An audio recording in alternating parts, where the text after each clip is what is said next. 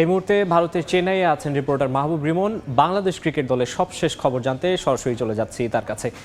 রিমন, আইপিএলের কথা বলা হলেই সবার আগে আসবে যে ফ্র্যাঞ্চাইজিটির নাম, সেটি চেন্নাই সুপার কিংস, অর্থাৎ ইন্ডিয়ান প্রিমিয়ার লিগের সবচাইতে সফল দল। আর সেই চেন্নাই সুপার কিংসের ঘরের মাঠ চিদম্বরম স্টেডিয়াম, যেটা আর এক নাম চিপক, সেই চিপকে কিন্তু বাংলাদেশ 2 ম্যাচের টেস্ট সিরিজ, সেই টেস্ট সিরিজে প্রথম টেস্টটা ইতিমধ্যে খেলে ফেলেছে। আজকে সেটার পঞ্চম দিন।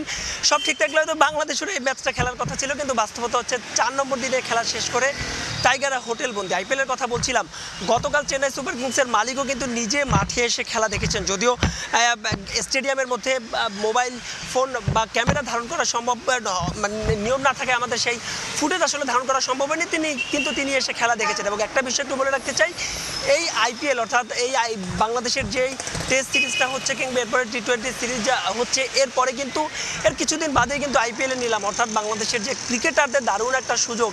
যে নামগুলো বললাম পেস ইউনিটের, তার বাইরেও কিন্তু একটা নাম চলেই আসে, যিনি হচ্ছেন রিশাদ হোসেন, যিনি কিনা সামনে যে 3 ম্যাচের টি-20 সিরিজ শুরু হবে, সেই সিরিজে রিশাদ হোসেন তিনিও থাকবেন, এটা বলাই বাহুল্য। এবং বাংলাদেশের যে সমস্ত ক্রিকেটাররা রয়েছেন তাদের সামনে কিন্তু দারুণ একটা সুযোগ। কিন্তু ওই যে সমস্যাটা যেটা হয়, মার্চে আইপিএল শুরু হবে আগামী বছরের, সে সময় আবার বাংলাদেশের কিন্তু সিরিজ রয়েছে, অর্থাৎ সব মিলিয়ে আসলে যে কারণে অনাপত্তিপত্র ইস্যুতে আমরা দেখেছি সাকিবের ক্ষেত্রে জটিলতা হয়েছে, মুস্তাফিজের ক্ষেত্রে জটিলতা হয়েছে, এ কারণেই মূলত আসলে নিরুৎসাহিত করে।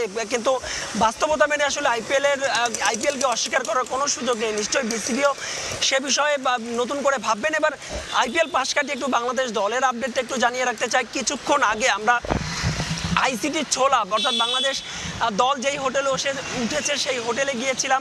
সেখানে গণমাধ্যমের সঙ্গে কথা বলেছেন বিসিবি নির্বাচক হান্নান সরকার। তার যে প্রেস কনফারেন্স প্রায় 12 মিনিটের, তার যে গণমাধ্যমের সঙ্গে তিনি কথা বলেছেন, তার মোটামুটি মিনিট 6-7 কিন্তু ছিল সাকিব আল হাসানকে নিয়ে। জানেন যে ইনজুরির সঙ্গে সাকিব আল হাসান লড়ছেন, তার ইনজুরি নিয়ে একটা কথা হচ্ছে। সেই সাকিব আসলে কতখানি ফিট, খেলতে পারবেন কিনা দ্বিতীয় টেস্টে, সব কিছুই আলোচনা হচ্ছে। যেটা বিসিবি নির্বাচক হান্নান সরকার যেটা জানিয়েছেন, যে তারা যেহেতু এখনও দিন 5-এর মতো সময় রয়েছে দ্বিতীয় টেস্টের আগে, তারা আরও 2 দিন সাকিবকে দেখবেন এবং সাকিবকে দেখে তারা হয়তো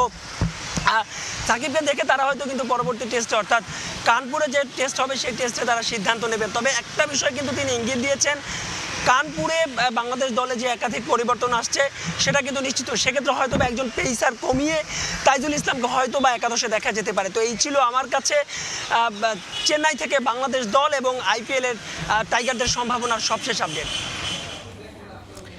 চেন্নাই থেকে যুক্ত হয়েছিলেন রিপোর্টার মাহবুব রিমন।